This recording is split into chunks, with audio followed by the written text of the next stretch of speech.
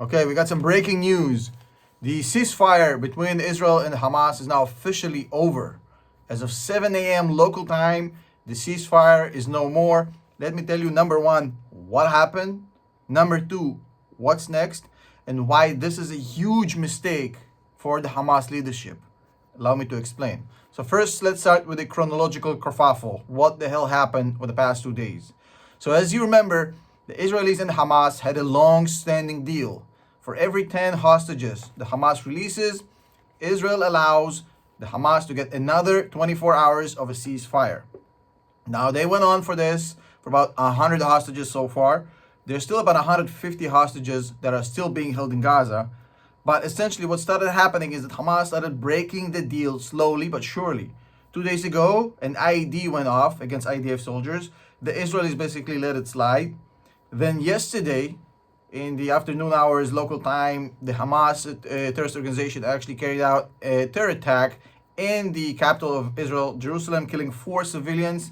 Again, the Israelis let it slide. There were a couple of rockets fired to the south of Israel. Again, yesterday, the Israelis let it slide.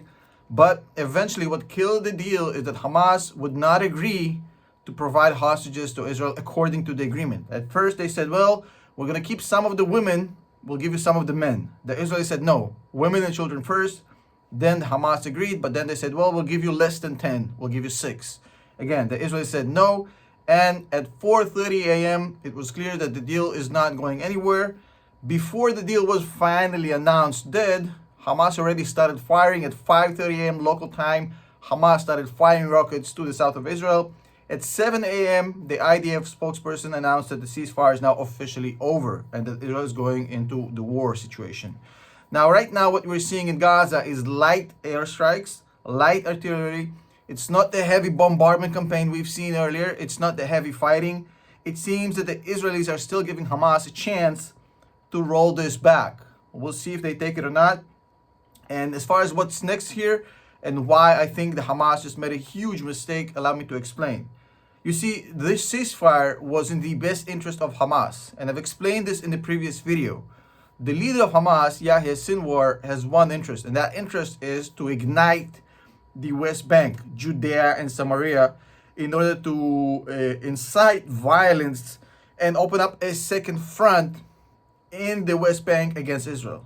Now, the West Bank is being held and managed by the Palestinian Authority, which, despite all of its flaws and hatreds towards the Israelis, they're kind of keeping the lid on this powder keg.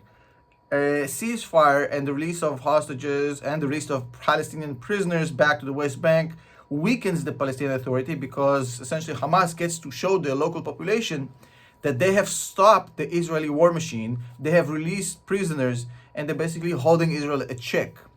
As long as the ceasefire continues, for every day that happens, the Palestinian Authority gets weaker and weaker and weaker.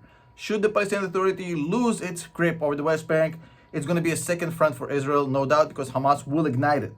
So the end of the ceasefire, despite Hamas being the one who made it happen, was in the best interest of the Israelis. The continuation of the ceasefire puts Israel in jeopardy of a second front. Now, as far as what's next, assuming this deal is not going back on the table and it is truly over. So right now the IDF holds most of North Gaza, most because I'm saying they still haven't got Zaytun neighborhoods, Jabalia and Sajaiya, which is one of the strongholds of Hamas, if not the strongest one of them all. So they do have still work to be done in the north of Gaza. Blinken was in Israel yesterday and he said, well, the Israelis have weeks, not months, to finish this off. And the winter's also setting in. It's going to be harder to fight with colder weather and rain. And now the entire Hamas leadership has essentially fled to southern Gaza. Now, this means that the speed at which the Israelis will have to move going forward is going to be much faster than before. They'll have to be less cautious, less careful, because it seems they don't have enough credit to make it a 6-month war. It has to be quite faster than that. Now, I've said it before and I'm going to say it again. For Israel to win this war, they need 3 things done. Number 1, mop up the entire North Gaza, or at least most of it. Number 2, take Han Yunis, which is where the entire leadership of Hamas is, which the central command and control of Hamas is, and kill or incapacitate Yahya Sinwar as the leader of Hamas. You achieve all these three goals, you win the war. Now, the IDF does not need 100% of the north being captured. They need to clean up Sajia, Jabalia, and Zaytun neighborhoods, and they need to go to Khan Yunis, which is their next goal. It's all about Khan Yunis right now. If you take over Khan Yunis, you kill the chain of command of Hamas, and then it's going to be an easy mop-up duty with the soldiers that have basically lost their entire leadership. So the goal here is to take away the command in Khan Yunis and then clean up stragglers. That's the best case scenario. Now, despite what Secretary Blinken said, this cannot be done in a matter of weeks. We're looking at a campaign of 2 to 3 months, maybe 4 months for this to be done. Another 2 weeks to clean up north, and then the south is going to be a while. Lots of civilian population over there. It's going to be complex. And the Israelis cannot stop, because yesterday we heard Yahya Sinwar, who's still very much active, talk to media and say, hey, listen, this October 7th was just a warm-up. We have plenty more where this came from. So the Israelis cannot accept that. So I don't think there's any amount of international pressure that's going to get the Israelis to back off, because they understand they can't live next to Hamas. It's simple as that. It's an existential threat. Now, there is talks about a potential deal in which the Egyptians get paid quite generously for taking on some refugees temporarily, with guarantees there's going to be temporary. They're not going to stay in Sinai, etc., etc., etc. And that's going to allow the IDF a clearer path to take South Gaza, because there's not going to be as much civilians. Right now, there's 2 million civilians there. They need to be cleared out for the IDF to have an effective way of taking over South Gaza.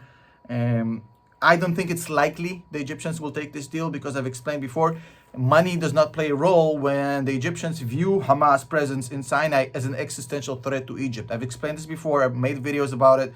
The Egyptians are terrified from the Muslim Brotherhood. The Muslim Brotherhood is the one thing that can bring down this secular government in Egypt, and putting on the Hamas branch of the Muslim Brotherhood on Egyptian soil is a suicide mission. So I don't think they'll do it. The only way they do it, and it's kind of a dilemma here, and it's a catch-22, let me explain. You know how when you're a kid and you're trying to get a credit card for the first time, and then your bank tells you, well, look, we'll give you a credit card if you have a good credit history. And then you say, well, look, how can I have a good credit history if I don't have a credit card to generate that credit history? That's the dilemma. The banks always want to lend money to the ones who don't need it, right? Same thing here.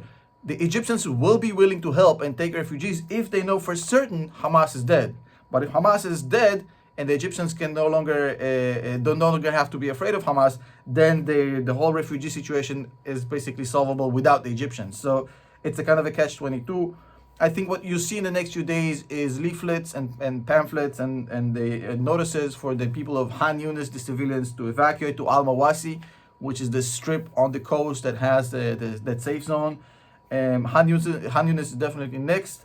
And then the Israelis will have to take Rafah, which is the border with Egypt. That's a strategic point they have to take.